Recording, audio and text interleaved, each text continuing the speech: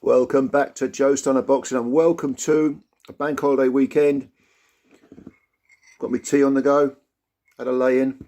Yeah, it's all good. It's all good. I thought I'd do a little morning video, and I wanted to talk a little bit about Eddie Hearn and DAZN and the whole idea of what is perceived to be good value for money and what is actually good value for money.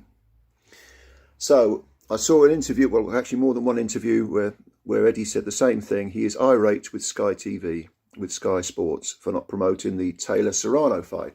To which I have to reply, Eddie, what did you expect? You know, Sky wanted you to stay and you left them. Sky is the jilted lover, and no jilted lover will ever speak well of the person that has jilted him or her. Now, Eddie's saying, yeah, but, you know, they used to promote other people when I was there, and this is a groundbreaking, historic fight for women's boxing.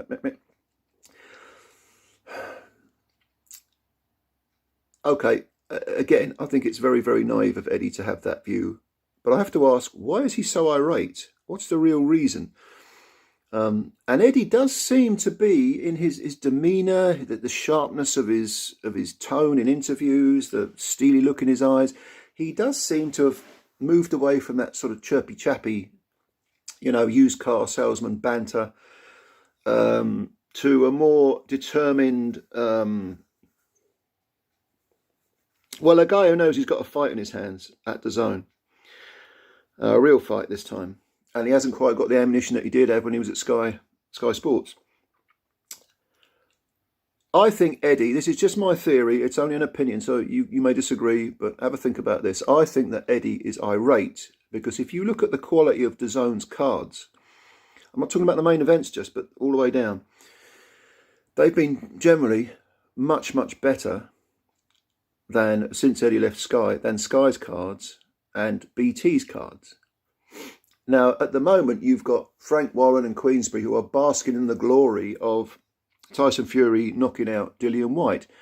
If you look at that card, and they charge 25 quid to watch it on pay-per-view, and ringside it was, I think, about £2,000. Some of the cheap seat tickets up in the gods were 200 quid. It sold out, 94,000 tickets done. I don't know what the pay-per-view numbers are. I don't know whether they'll even release them. Very often they don't, but that card was absolute crud. Okay, the only fight on the undercard that was of any remote interest was Nick Ball against Isaac Lowe, which would have been a good top header at the York Hall or maybe the Copper Box, you know. I do make a good cup of tea. And yet it's been a success, or we think it's been a success. The 94,000 tickets done, it was a major event, everyone talked about it, every news outlet talked about the result, the build-up, blah, blah, blah.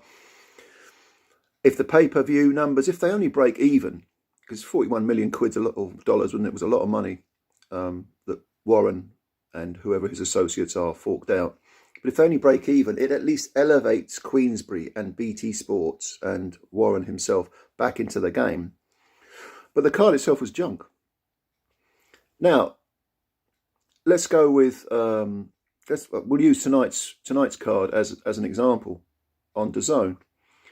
Apart from Taylor-Serrano, which is a big fight for women's boxing, a big fight. It, you know, if you don't have a chauvinistic view of women's boxing, you'll be looking forward to this because it is intriguing. You know, on the undercard, you've got what I think is a good matchup between Jesse Vargas and Liam Williams. That could be very intriguing, could be exciting. You've got Amo Williams, who's an up-and-comer I'm interested in. He looks pretty good to me. He's had his issues outside the ring, but he's getting a bit of momentum now. You've got Galalia Fai, Olympic champ. You've got Sky Nicholson, very photogenic young lady who looks like she can fight. Very interesting style, you know. And, you know, it's not the greatest card ever, is it? Let's be honest. But it's all right, you know. If you're a boxing fan, you think, there's some stuff to admire there, you know. And the point is, if you subscribe to DAZN, it's free, or, you know, free in inverted commas. You've got to subscribe, obviously, but there's none of this pay-per-view crap. Now, as good as that card is, and as historic, or maybe that's not the word, as important a fight for women's boxing that Taylor Serrano is, the last time I checked, there were still tickets to be sold. It wasn't sold out. And as we know, DAZN's subscribers have not, they haven't sold, or they haven't signed up subscribers at the rate that they were hoping. This is DAZN and Eddie himself, at least not in the UK. So again, I'm surprised that they're surprised, because if you look at someone like Netflix, boxing, or sort of DAZN has always been regarded as a sort of prototype for the, or an equivalent, if you like, of Netflix, but for sport. And it's a great idea. I do not understand why any boxing fan wants any platform to fail. I think DAZN's terrific. The concept of it's brilliant. Really, really like it. And it is very, very modern.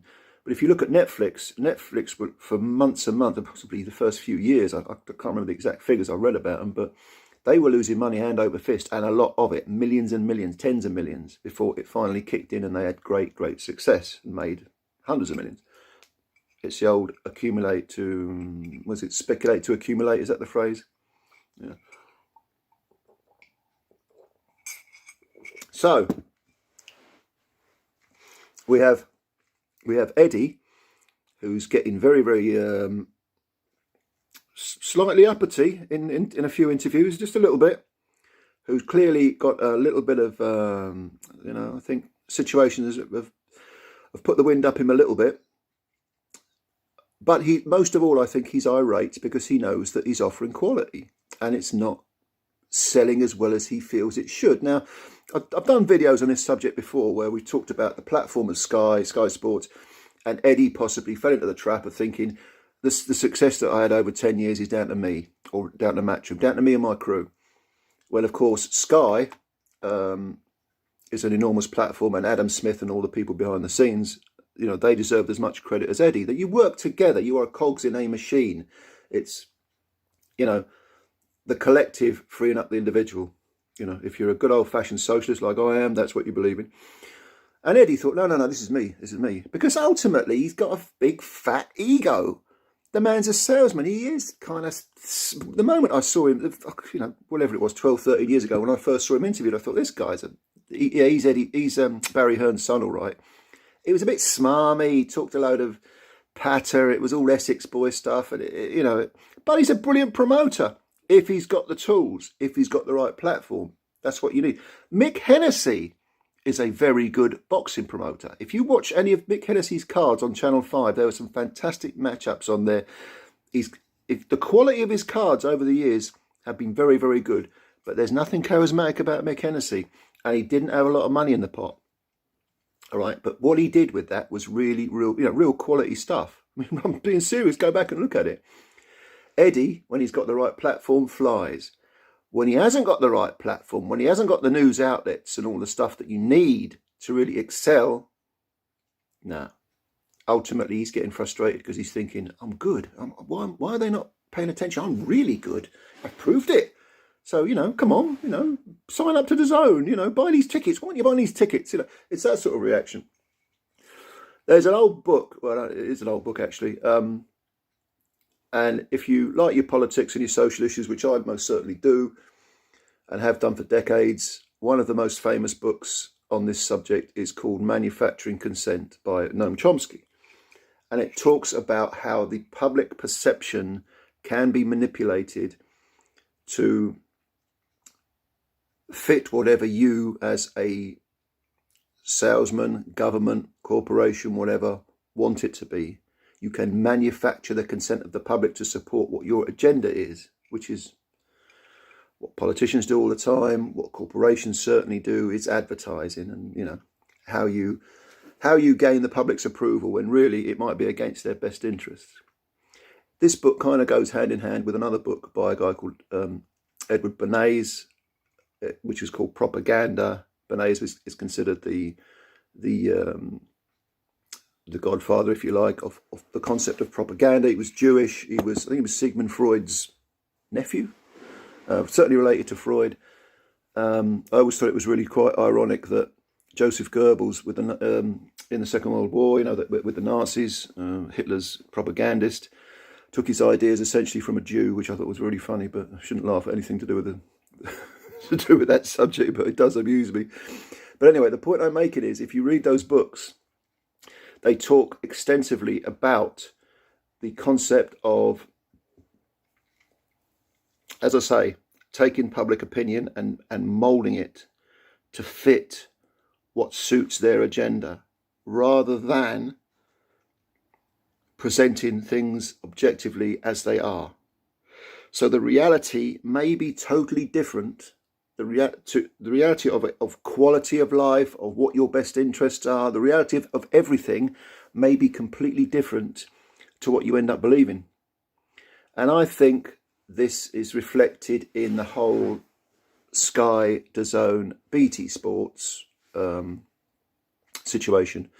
I think if you've got the platform, as Sky do, and to a slightly lesser extent, but nevertheless quite a big extent, BT do, you can promote a Hearn versus Brook as a major event, even though it's, at least 5 years past its sell-by date. You can promote Fury White as a great major event, ignoring the fact that the undercards are a load of crap, ignoring the fact that the fight itself between White and Fury was kind of anticlimactic, except for that big knockout, that highlight reel knockout, which is all they showed on the news. You can do this if you've got the tools. And I think that's what Eddie Hearn overlooked.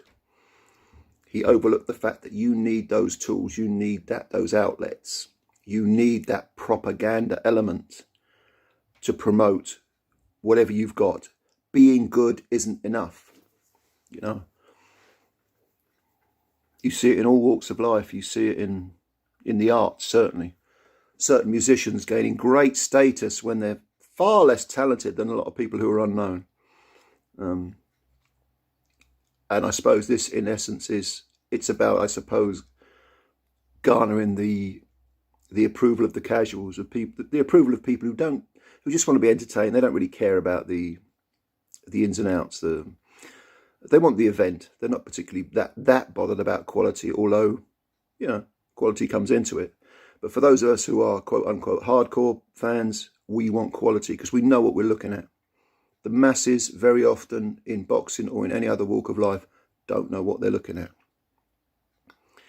So those are my thoughts on DAZN, BT, Hearn, Matchroom, Sky.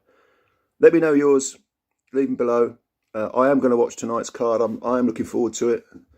I've done a prediction video on... In fact, I've done prediction videos on both Taylor Serrano and also Oscar Valdez and Shakur Stevenson. And interestingly, I've got about 8, 9, 10 more views, 10 more times, 10 times more views, that's what I'm trying to say, for the Taylor fight, the Taylor Serrano fight, than I have for the Stevenson Valdez fight. Now, I don't know whether that says anything because it's a very modest channel, but the fact there are that many more views shows you that either I have kind of hardcore subscribers, or that there is the interest for the women's fight, and that perhaps the interest for Stevenson and Valdez, maybe that's flown under the radar because it's a great fight. But anyway, I'm digressing. Leave your comments below. Thanks for your time as always, and enjoy your bank holiday weekend. I am going to be reviewing tonight's card. Until then, take care of yourselves, and as always, be safe.